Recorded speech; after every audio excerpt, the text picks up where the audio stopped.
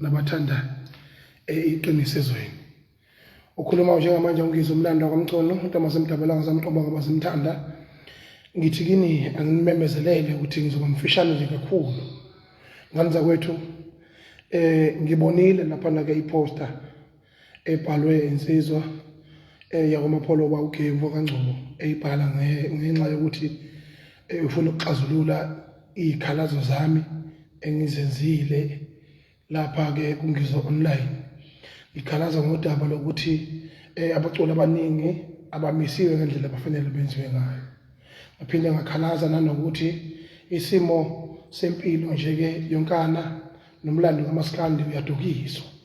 Ngakho ke ngithi ke kini bantu bakithi bamabhinqa njengopresident wenu, njengoba mina nomcineka siphambene asibanga lutho, sibanga indlela yakwenza, sibanga iqiniso, sibanga ukuthi abangenzeleli.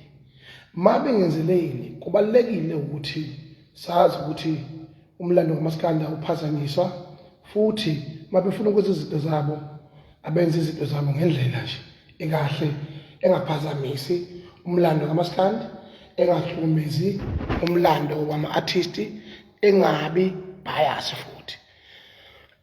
Ngakho ke noma ikuphi la kusuke kune conflict khona nganza kwethu kubalekile ukuthi kube khona umuntu ongenelelayo. Ngifuna ukubonga kakhulu kumapholoba ke insizwa uKing kaNgcobo ngokusukuma ukuthi azongenelela emkhumbini wamabhinqa ke afise ukuthi uxazululeke esigabeni sami nomcineka ngonakuba naye eyingxenye yeinkinga ezikhona kuMaskand. Na usafuna ukuxazululwa nje ngesingayi nje, ufuna ukutatululwa naye ngesingayi ngeenkinga abhekene nazo naye ngesingayi uyaxova naye, ucineka uyaxova nomcinayo uke uyaxova. Kodwa ukusukuma bakwethu ongalwi bese isukuma ezolamula kuyinto enhle kakhulu leyo. Ngakho ke insizwa zakithi niyazi intombi zakithi, niyazi kuphela inyanga inkinga ziningi, niyafuna ukuthi nijabule emakhaya ngamakhaya. Kune poster ke ephumile ukuthi mina ngimenyiwe lapha ke kumbuso wamaciko. Ngithi kini nganza kwethu asikwazi ukuthi emlandweni wakithi kwaZulu bese sithi singakaze sibhekane nensizwa umcineka siqhamuke sesiyobhekana laphambi kwabantu. Ngakho ke ngiyakwamukela ukuxazululwa, ngiyakwamukela futhi ukuthi sikhulumisane. Umcimbi wempucuzeko sowufisa wenzekile ngesifiso sakithi nganza kwethu ngoba into enhle lena amabhinqa athathe 2 years wonke egonqile singazi ukuthi kuzokwenzakalana ezweni. Manje ke uGay umfo kaNgcobo njengoba ezama ukusixazulula nje cha akakwazi ukuqhamuka sesixazulula kumabhanyabhanya amakhamera ukuthi phayi yonke into lapha ngendlela okwenzeke ngayo.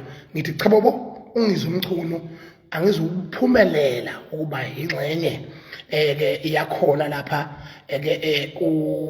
kulokhunjana kumbuso ngamaciko angizukuba khona.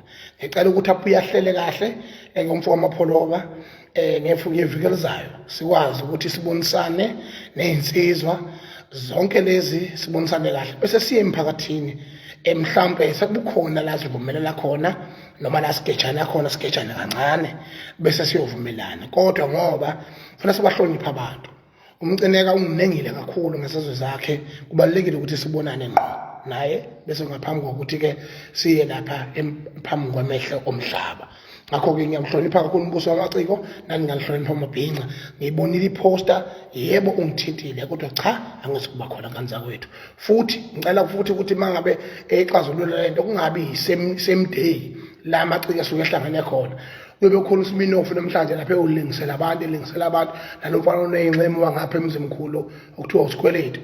Bonke laba bafana laba kufanele ke bethole ithuba lokuthokoza nabo bebe right lapha bejabule beye phambili bengazophazamiswa inkunzi emavava njengami ekephethe isihlangu sikababa bamkhulu usiwa esitsingeze isuka.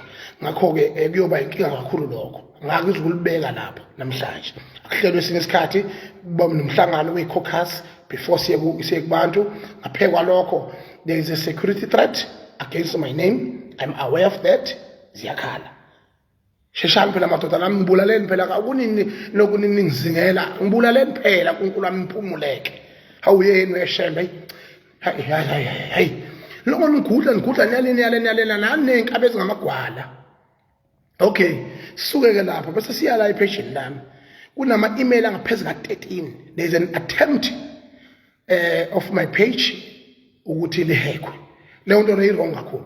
Cela wonke lo muntu ozama lo masimba lawo ozama leyo nto leyo ngicela angixeke because njengamanje ngibhizi ngama IT specialist ukuthi azame ukuthi enze njani ukonofela labo bantu ubani lokhe in where ulokhe in wapi kuyatholakala khona umuntu lokhe in ekuphi omunye lokho in ekuphi sabalandela ngoba siphatha namafoni adulayo. Shembe ngiyacela uNkulunkulu wesinomhlaba ukuthi mina ngafa noma yini ngifele ukuthi ngikhuluma iqiniso abantu abalifuni angizonke umuntu kodwa iqiniso limile sekuthenini ngiyafisa ukuthi sizo samabhinqa siye phambili. Ngakho ngithi mabhinqa kithi eNingizimu Afrika ngiyanithanda kodwa namhlanje angiyila amapholoba phuzani ngokuqala nje ngamanje phuzani iziphuzeleni nje nibukusa mina ofele ngisela abantu lapha impilo yephambili angilibeki lapha kuyobe kuhleleke ayikhala. Ngiyabonga ngandza kwethu ngiyanithanda kakhulu abantu bakababa uNkulunkulu wami engisenambuzo Nkosi yenkantolo.